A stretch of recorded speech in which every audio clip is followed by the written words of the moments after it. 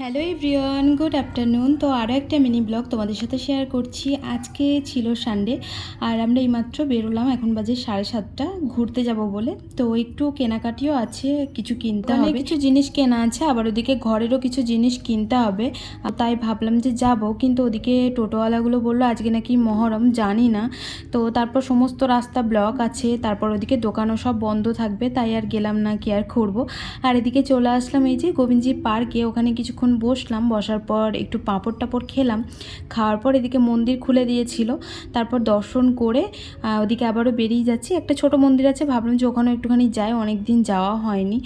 আর দেখি কোথাও যাই, কারণ এত তাড়াতাড়ি বাড়ি ঢুকবো না, এখন ওই 8টা মতন বাজে, 8টা বা 8:30 ওরকমই হবে। তো এত তাড়াতাড়ি বাড়ি ঢোকা মানে ঘোরা তো কিছু হলোই না। তো তারপর এদিকে এলাম আর একটা মন্দিরে, এখানে একটুখানি চন্দনের ফোঁটা সঞ্জুকে দেবো, কারণ আজকাল সঞ্জুর মাথা প্রচণ্ড গরম হয়ে যাচ্ছে, আর চন্দনের ফোঁটা দিলে তো মাথা ঠান্ডা হয়। তো একটুখানি যেন ঠান্ডা করে দেয় মাথাটাকে, কারণ কাজের প্রেশারটা ওর প্রচণ্ড আছে, যার জন্য একটু একটু গরম হয়ে যায়, ওই হয় আর কি থাকতে থাকতে। তারপর দেখো এদিকে চলে আসলাম জল খেতে, কারণ জল যে খায় বা যে খাওয়ায় দুজনেই পুণ্যির কাজ করে, তাই একটু জল খেয়ে ওদিকে আবারও চলে আসলাম কিছু জিনিস দেখতে, গপুর জন্য কিছু নেবো ভাবলাম। তো তারপর মনে পড়লো যে আমার গপু তো এখানে নেই, আমার গপু তো আমার মায়ের কাছে, আর এত তাড়াতাড়ি জিনিস কিনেই বা আমি কী করব। যখন যাব বাড়ি তখনই নিয়ে যাব, কারণ এখন নিয়ে ফালতু সে পড়েই থাকবে। তারপর দেখো এই সাদা বাড়িটা দেখতে পাচ্ছি, এখানেও সংকীর্তন হচ্ছিল, এখানেও গেছিলাম, তো মোবাইল অ্যালাউ ছিল না। তারপর রাস্তার ধারে একটা কাকু বসেছিল, তো ঝালমুড়ি বিক্রি করছিল, বেশ কতগুলো কাপেল দেখলাম। তারপর একটু ঝালমুড়ি খেতে খেতে আমরা হাঁটতে হাঁটতেই চলে এসেছি একদম মেন রোডে।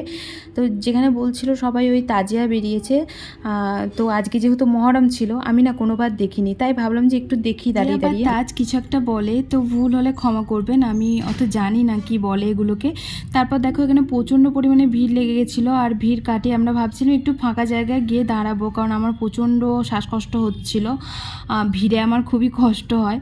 তো তারপর একটা ফাঁকা জায়গা দেখে দাঁড়ানো হলো।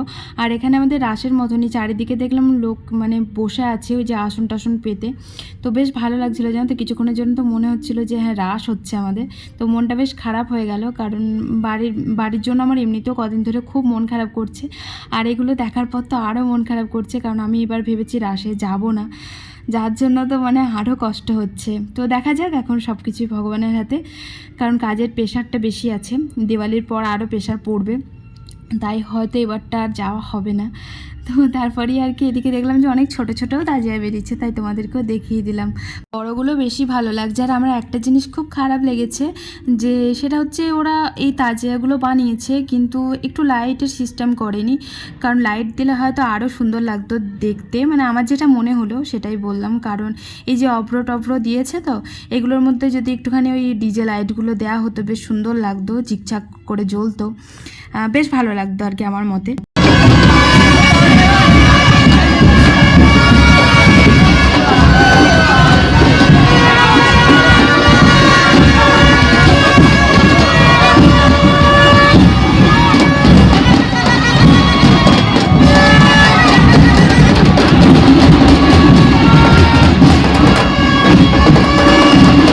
জানো তো ভিড়ের মধ্যে অনেকক্ষণ ছিলাম, দিয়ে প্রচণ্ড গরম লাগছিল আর খিদেও পেয়েছিল, তাই পাশেই একটা দোকান ছিল, চলে আসলাম কিছু খেতে।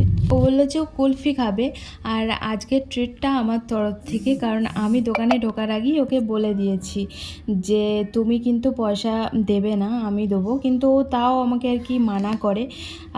কি বলো তো, আমার না খুব ইচ্ছা করে, যেহেতু আমি এখন রোজগার করছি, তাই ও তো এতদিন আমাকে খাইয়েছে, যেখানে নিয়ে গেছে সেখানে সব কিছু কিনে দিয়েছে, এখনও দেয়, কিন্তু এই ছোটো ছোটো জিনিসগুলো আমি বেশ পেমেন্ট করতে পারলে না আমার মনটা খুব খুশি হয় জানো তো। কিন্তু লাস্ট পর্যন্ত আমাকে পেমেন্ট করতে দেয়নি, ও নিজেই করেছে। আর এটা ছিল রাবড়ি কুলফি, দারুণ খেতে ছিল কিন্তু।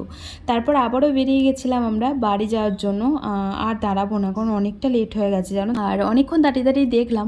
জানো তো আমি না ভাবছিলাম যে এবার রাসে বাড়ি যাবো না, কিন্তু এই যে বাজনা শুনে আমার তো পুরো মনটা একদম হিলে গেছে, কারণ এই বাজনা শুনে মনে হচ্ছে আমি কি করে থাকবো এখানে, যখন সব পোস্ট করবে সব কিছু ভিডিও ফটো, তখন বাবা আমি মরেই যাবো রাসে না খেলে। তো যাই হোক দেখো এখানে চলে এসেছিলাম আমরা হনুমান মন্দির, মানে কালো হনুমান মন্দির, তো ওখানেও কিছুক্ষণ দাঁড়ালাম। তারপরে আর কি বেরিয়ে এই যে লোকের কাছে ফুল ছিঁড়তে ছিঁড়তে বাড়ি আসলাম। ফুল না আমার অলওয়েজ খুব ফেভারিট একটা জিনিস, তো ফুল দেখলে আর নিজেকে ঠিক রাখতে পারি না। লোকের কাছে কিছু ফুল সঞ্জু ছিঁড়ে দিল। তো চলো আজকে মতন টাটা।